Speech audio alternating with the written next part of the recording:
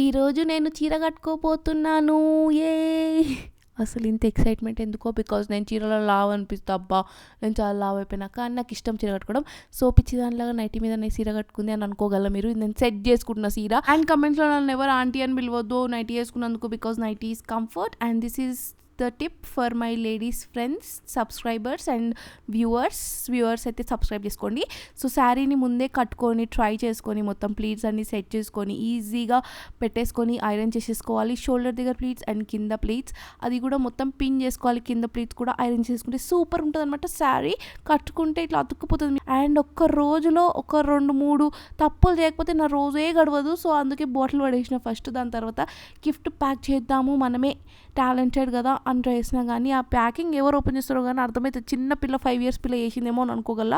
ఎందుకంటే నేను దాంట్లో కూడా బిస్కెట్ చేసిన. అండ్ ఇది రెడీ అయిపోయినా నేను పోవడానికి. ఇది మా రిలేటివ్స్ పెళ్ళి అనమాట. అక్కడికి వెళ్ళిన తర్వాత ఒక అంకుల్ వచ్చిండు. అంకుల్ మీకు గొలుసులు చూపిస్తాను, ఆయనకి 2 బాడీ గార్డ్స్ ఉన్నాడు. నాకైతే లోపలికి ఏం ఫీలింగ్ ఉండో చెప్పాలనా. ఆయనకు ఒక గొలుసు నా చేతిలో పడిపోతే అబ్బబ్బబ్బా అదృష్టమే వేరు. నేను తీసుకొని రుకుతా. సో రెస్పాన్సిబిలిటీస్ ఫుల్ఫిల్ చేసిన. ఇంటికి వచ్చిన తర్వాత కూరగాయలు తీసుకొచ్చిన.